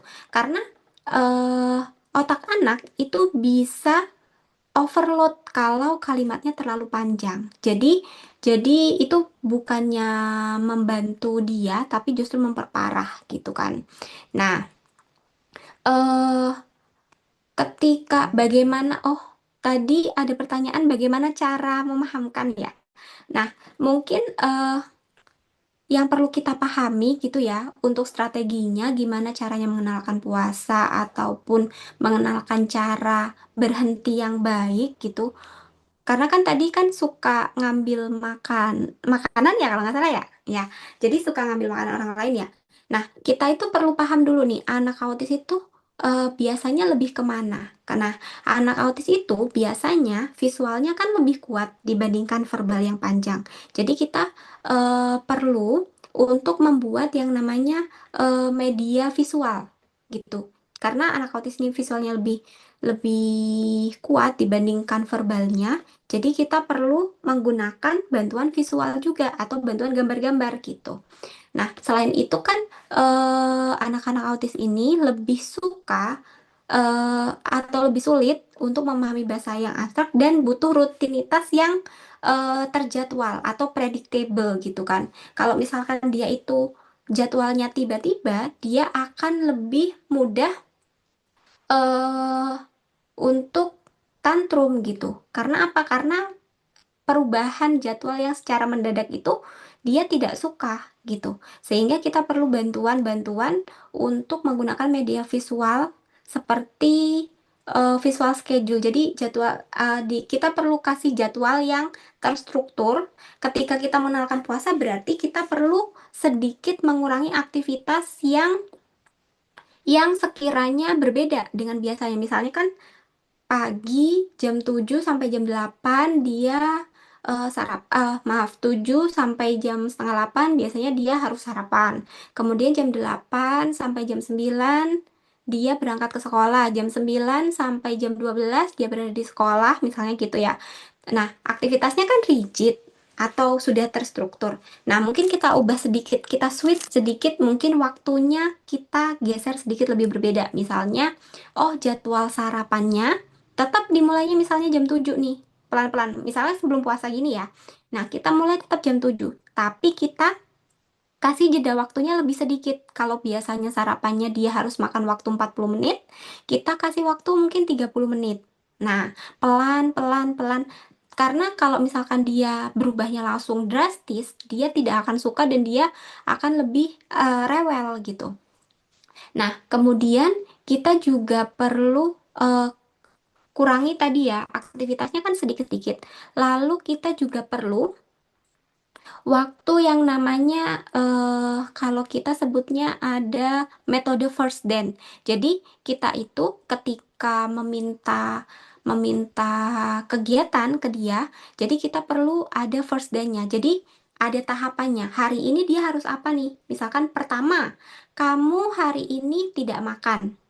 Lalu setelah itu, nah, jadi ada first dance board-nya. Nah, kita tunjukkan gambarnya. Oh, hari ini tidak makan. Hari ini tidak makan jam segini sampai jam segini. Biasanya dia akan lebih paham. Kemudian tunggu sampai jam 6 misalnya. Jadi kita kasih gambar-gambar visual schedule tadi itu kamu harus bukan bukan kalimat yang panjang misalnya kamu harus sabar ya nanti ada waktunya gini. Dia tidak akan mengerti. Tapi dia akan paham ketika kita kasih gambar lalu kita jelaskan tunggu sampai jam 6. Misalnya, kamu boleh makan gitu. Duduk dulu 5 menit lagi gitu. Nah, anak autis itu biasanya akan lebih mudah memahami instruksi yang jelas dan juga spesifik gitu. Apalagi disertai dengan gambar dia akan lebih mudah paham. Sehingga untuk memahamkan puasa itu memang lebih mudah dengan bantuan gambar gitu, bukan dengan kalimat yang panjang. Dan juga mungkin sedikit dihindari dengan kalau misalkan mau membantu pakai video-video tentang puasa ya, mungkin kita perlu memang mencari animasi yang gerakannya tidak terlalu cepat. Karena ketika gerakan-gerakan animasinya terlalu cepat, dia juga tidak mudah paham dan kalimat-kalimat yang terlalu panjang itu juga tidak akan terlalu paham gitu. Nah, kalau misalkan dia sulit nih menunggu makan gitu, kita perlu jeda tadi. Misalkan kita mulai dari tunggu 1 menit, kemudian naik lagi tunggu 3 menit, kemudian naik lagi jadi 5 menit, tunggu lagi eh, jadi 1 jam mungkin, atau mungkin kita puasanya nanti setengah hari berarti tunggu sampai 5 jam gitu. Jadi eh, untuk mengontrol impulsnya tadi itu sama seperti kayak latihan otot. Kita itu perlu latihannya bertahap. Tidak bisa langsung, oh hari ini visual schedule-nya kita perlu hari ini puasa berarti tidak makan selama jam 4 sampai jam 4 pagi sampai jam 6 malam misalnya gitu. Nah, kalau misalkan seperti itu, biasanya dia akan ngamuk. Kita aja ngamuk kalau dikasih dikasih jadwal yang tiba-tiba ya seperti serba mendadak aja ngamuk apalagi anak autis gitu kan. Jadi kita harus gunakan timer visualnya itu secara bertahap juga gitu. Oke gitu ya Kak. Jadi agak sedikit beda gitu ya. Kalau misalkan kita dengan anak-anak yang pada umumnya dengan teman-teman yang autis gitu ya. Iya, betul sekali. Hmm. Tapi kalau berarti pendekatannya gitu ya pakai cara visual itu tadi ya Kak ya. Iya, lebih lebih bagus dengan cara visual karena kalau dengan kata-kata saja biasanya kurang kurang mempan nih gitu. Karena memang memang anak autis itu kebanyakan makhluk visualnya lebih kuat nih dibandingkan dengan auditori atau kinestetiknya gitu. Jadi dia akan lebih mudah memahami eh, kata-kata yang digambarkan daripada gambar yang dikata-katakan dan dibuat kalimat gitu. Iya. Nah, tapi untuk mereka untuk mengajarkan gimana supaya mereka itu bisa mengungkapkan perasaannya itu kayak gimana, Kak? Misalkan ya kondisinya nih lagi puasa nih. Nah, dia mau nih udah mau nih puasa gitu kan. Tapi kan kondisi ketika katakanlah eh kalau kamu lapar itu kamu bilang ya, katakanlah kasusnya dia nggak ngerti inilah. Nah, cara ngajarin dia tuh gimana Kak ya supaya dia tuh bisa eh mengungkapkan emosinya dia gitu loh, kayak apa yang dia rasain.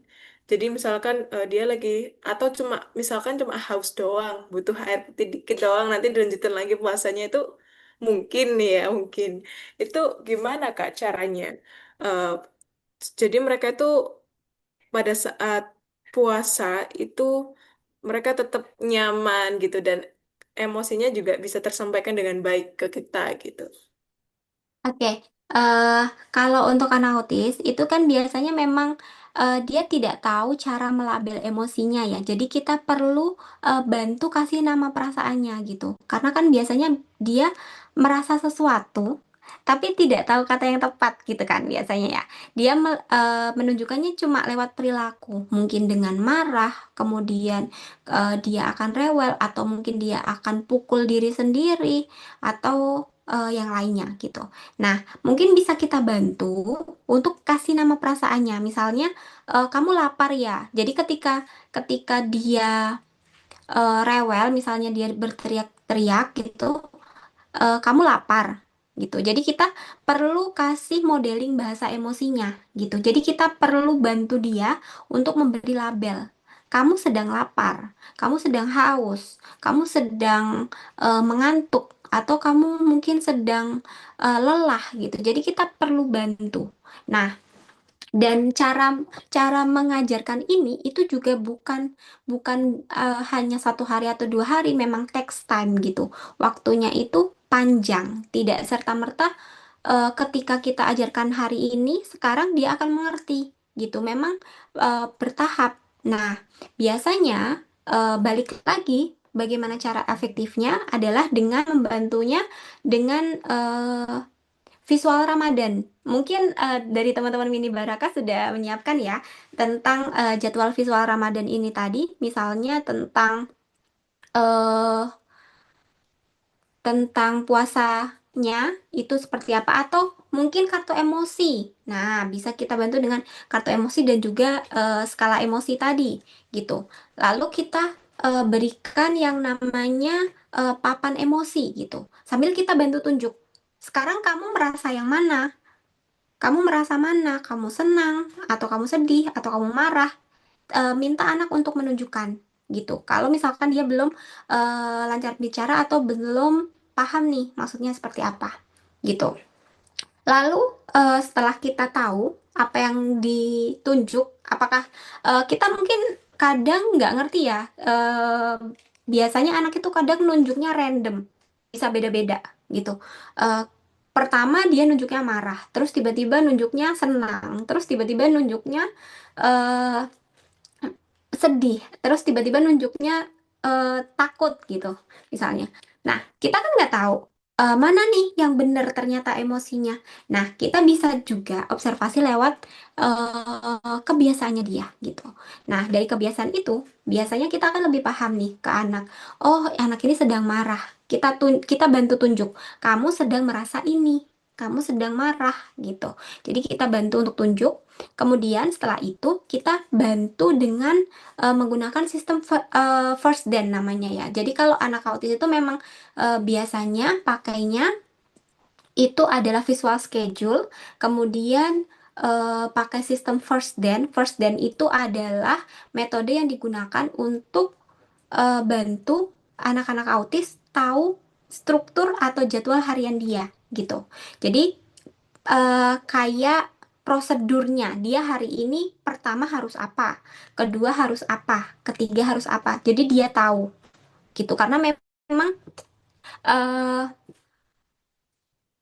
anak-anak autis ini lebih sering ke jadwal yang terstruktur, bukan jadwal yang tiba-tiba gitu. Misalkan kita kasih first day-nya kayak saat puasa gitu. Misalkan pertama kita tunggu, lalu makan gitu. Jadi kita kasih jeda. Nah, terus kita buat konkretnya seperti apa? Kalau kita sudah buat jadwal konkretnya, kita tunjukkan. Misalnya pakai jam. Tunjukkan jam atau timer visualnya gitu.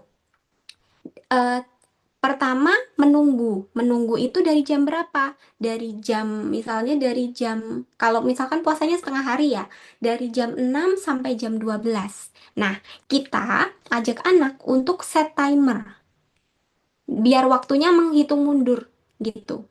Jadi, ini bisa juga nih untuk bantu anak memahami bahwa menunggu itu ada batasnya, gitu. Jadi, untuk anak-anak autis ini memang perlu dipahamkan bahwa ada batas untuk tunggu, ada waktu untuk menunggu gitu. Nah, kemudian ketika sudah kita bantu dan kita bareng-bareng set timers bareng-bareng, biasanya dia akan ngeh, oh jadi kita harus tunggu dia sampai alarmnya bunyi gitu. Biasanya anak-anak akan suka nih seperti itu. Karena menurut menurut dia itu adalah challenging untuk dia. Nah, lalu gunakan kalimatnya yang seperti tadi, konsisten tapi singkat gitu ya. Sekarang puasa, tidak makan gitu. Tunggu azan 5 menit lagi. Nah, jadi kita harus konsisten seperti itu. Nah, eh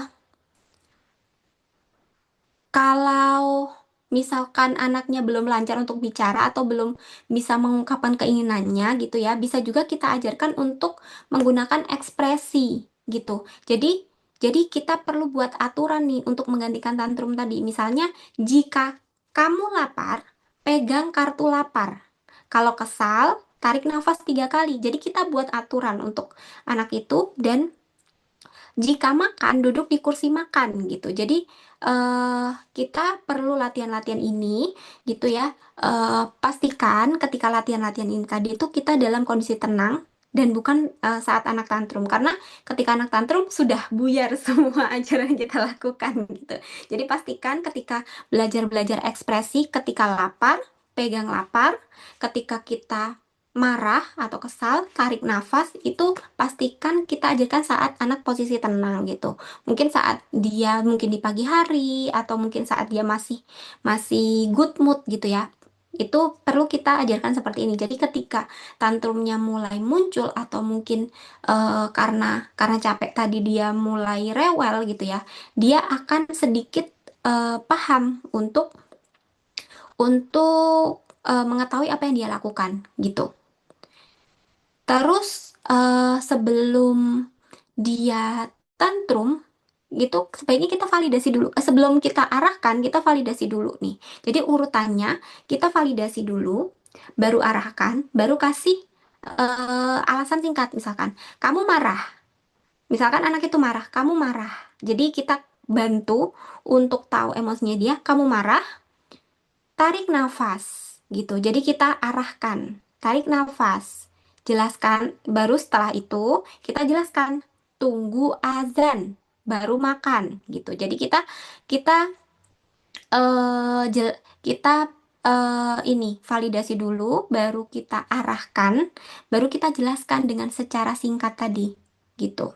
Nah, kalau misalnya puasa itu terlalu memberatkan untuk anak-anak autis, itu sebaiknya kita tidak terlalu memaksakan untuk mengajarkan puasa penuh ya. Tapi kita itu perlu ini dulu, bertahap dulu. Jadi kita latih toleransinya untuk menunggu seperti apa, terus kita latih untuk konsep ibadah itu seperti apa, dan juga kita perlu memberikan pengalaman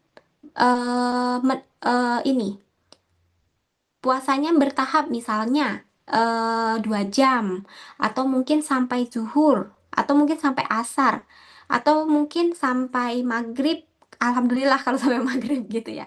Jadi kita itu tidak bisa ngajarin anak autis untuk puasa langsung full gitu ya, tapi memang perlu bertahap gitu. Dan pastikan terakhir itu lingkungannya juga suportif ya, lingkungannya mendukung ya, lingkungannya tenang gitu. Iya, Masya Allah. Bener ya, memang kalau misalkan sama anak autis tuh kita harus lebih sabar ya. Sabar, pelan, bahkan tidak boleh banyak omong. Karena Iya, semakin banyak betul. omong, semakin tidak didengarkan gitu ya. Ini kalau misalkan ada anak autis dan dia bisa sampai maghrib, itu udah kita bisa kasih tepuk tangan itu sama orang Sangat tuanya. luar biasa, betul. Nah, eh Mistika, ini boleh nggak untuk katakanlah dari semua materinya hari ini, malam ini, ya, boleh dong kasih satu closing statement sebelum kita menutup eh, meet, Zoom meeting kita kali ini. eh Closing statement ya. Hmm. Oke. Closing statementnya apa ya? Mungkin lebih ke ini ya. Kita itu memang mm, perlu diajarkan sabar lebih banyak untuk diri sendiri gitu ya. Pada dasarnya manusia itu kan diciptakan nggak punya kemampuan apapun gitu. Lantas Allah ngasih anugerah ke kita kayak pendengaran, kemudian penglihatan, kemudian hati gitu ya, agar kita gunakan sebagai instrumen untuk memahami sesuatu. Nah, yang tentu pemahaman itu kan bermuara kepada pengabdian kepada Allah. Jadi eh, kita itu sebaiknya selalu memahamkan diri kalau emosi itu cuma sesaat gitu. Jadi anak itu juga sebuah titipan yang harus kita jaga gitu ya. Kita boleh marah, kita boleh sedih, kita boleh mengungkapkan perasaan kita kepada anak, tapi kita juga jangan lupa satu hal, bahwa anak itu juga akan meniru untuk kita gitu. Mungkin itu ya. Siap, siap. Jadi itu ya yang perlu jadi catatan dan untuk para umahat dan juga kita calon orang tua, kalau misalkan kita juga harus eh, bisa nentuin gitu ya, sabar, belajar terus, Betul. karena apa yang kita sampaikan ke anak itu juga mereka itu bisa niru gitu kan ya, gitu. Betul. Bener, karena anak adalah peniru yang handal tentunya. Baik, terima kasih banyak Jazakumullah khairan Terima Mistika kasih banyak dan juga juga Kak mahas Sofi. kalian yang masih setia mendengarkan materinya sampai akhir. Insya Allah semoga ilmunya bisa bermanfaat untuk umat Amin. sekalian dan juga untuk para calon orang tua yang ada di sini join bersama kita malam ini. Semoga bisa diterapkan dengan baik dan apa yang memang diharapkan dari kelas ini bisa benar-benar tercapai untuk Amin. menggapai Ramadan yang istimewa lagi gitu. Amin. Sebelum menutup, boleh kita membaca istighfar 3 kali dan doa kafaratul majelis. Astagfirullahaladzim, astagfirullahaladzim, astagfirullahaladzim. Subhanakallahumma wa bihamdika asyhadu an la ilaha illa anta astaghfiruka wa atubu ilaik. Subhana rabbika rabbil izzati amma yasifun. Wassalamun ala mursalin walhamdulillahi rabbil alamin. Baik, umat sekalian dan juga Mustika. Saya Sofi selaku moderator di acara webinar parenting Ramadan penuh cinta tanpa drama. Mengucapkan terima kasih banyak dan semoga apa yang kita dapatkan di hari ini dan juga kemarin bisa bermanfaat untuk ummahat sekalian agar bisa mendapatkan Ramadan yang diharapkan bersama dengan putra-putri tercintanya. Baik. Terima Amin. kasih saya ucapkan. Wassalamualaikum warahmatullahi wabarakatuh. Waalaikumsalam warahmatullahi wabarakatuh. Terima kasih Kak Sofi. Terima kasih. Mi. أأنزل عليه الذكر من بيننا بل هم في شك من ذكري بل لما يذوقوا عذاب أم عندهم خزائن